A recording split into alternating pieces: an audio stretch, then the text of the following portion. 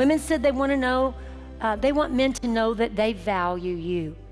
They want you to be yourself. They want you to be happy. They want you to be healthy. They want you to aim for the stars and they'll help you get there. They want you to know they're praying for you, that they're your biggest friend, that when they tell you things, they're not criticizing you, they're trying to help you. Don't take their words as criticism, take it as help. That they need you, men, they need you. They do need you. They may not communicate that, but they do.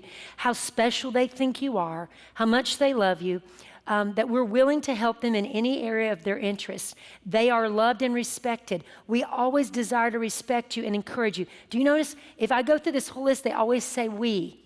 They don't say I. Every one of them, we, and they say they when they talk about men. To them, it's like a huge, big family. They don't think of it as me and you. So they're always saying they are loved. We want them to know. We think a lot differently on doing certain things. Women want men to love them. Here's what they think about love.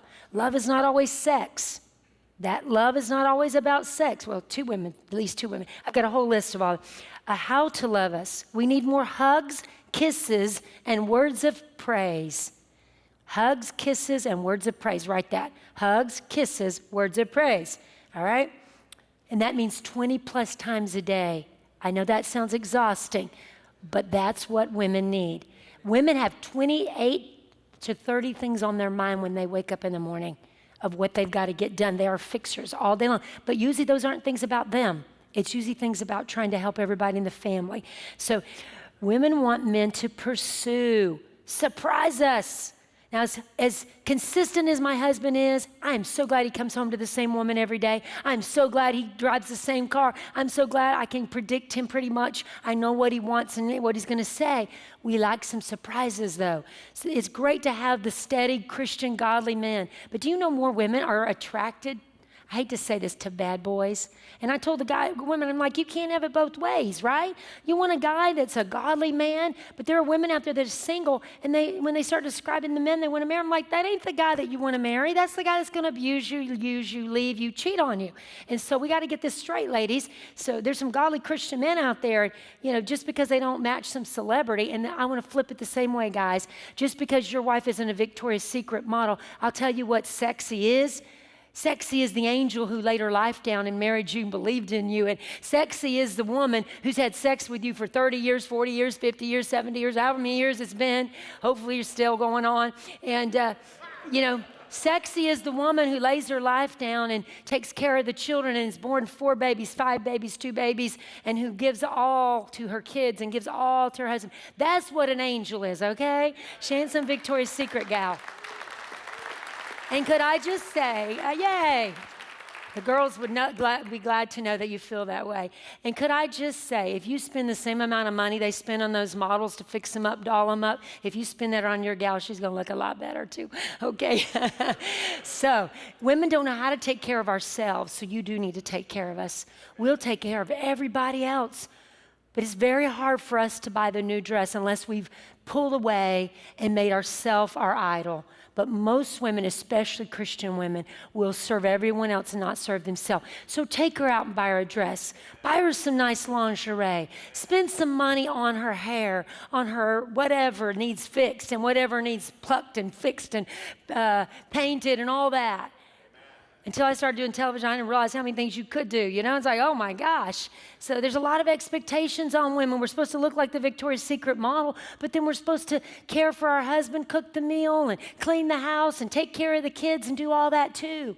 And so give us a little bit of encouragement in that area, okay? So women just want to be praised for what they do, just like you do.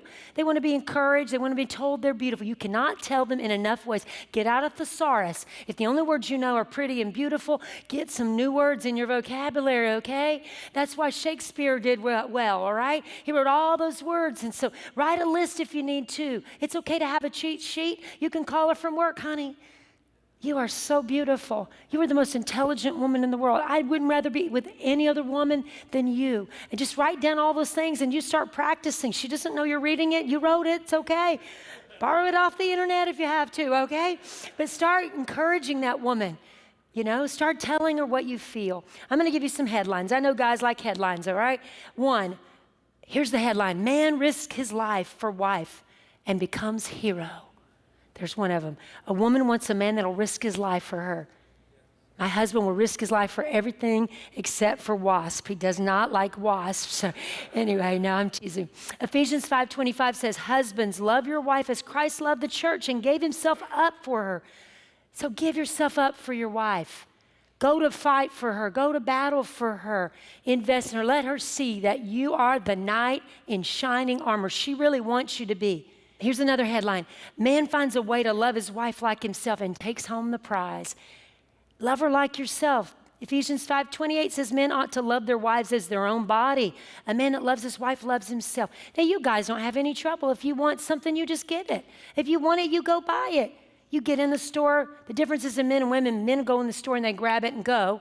Women want to touch it all, sample it all, seek it all out, search it all out, put it in the cart, sort it, and then finally make the sale. And so that's just a difference in us. But, if you will lay your life down for her, and you'll find the way to love her. And not every woman is the same, but there are a lot of similarities in us, just like there are a lot of similarities with you guys too.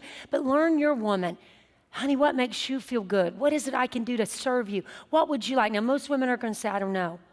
They will say that because they don't even feel worthy to tell you oftentimes, I really would like a new dress. I really do need this. I would like to get out of the house. When we were raising the kids and I was homeschooling, and at the time we had 4, we have 5 children, but at the time we had 4 at home, and we were living in an 1800s farmhouse, had 1 bathroom, and things were just rough and tough and tumble there. It made me a tough woman because I had to be to live in that situation. But my husband would be out, and I'd be praying for him. I'd be homeschooling the kids and taking care of things. And then when he would come home, there were times I needed to get out of the house. I felt guilty. Women feel guilty all the time. Let me just tell you that. Women feel guilty all the time. They feel like they're never doing enough for their husband, enough for their kids. They never feel like they look good enough. Their weight's right. That's why they want to turn off the lights. When you go to bed, they don't ever feel like they're enough. So your words of praise and your love help them know that they're enough for you, that you believe in them, that you accept them, that you think they're all that.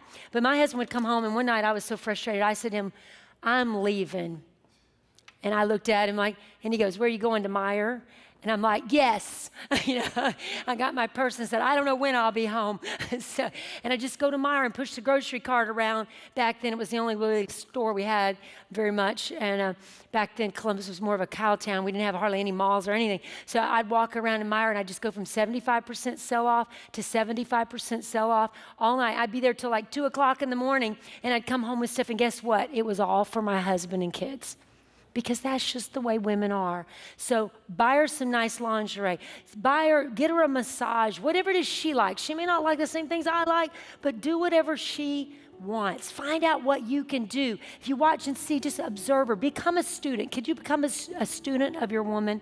Become a student of your woman, just like you'd study a business case that you're preparing for a client, just like you'd study a real estate deal, just like you'd study a car engine when you want to get in there and fix that engine, right? Want to troubleshoot and find out what's wrong with it. Study your woman. Find out what she needs from you. Do you want to end the war on sadness? Then click the button right there and subscribe.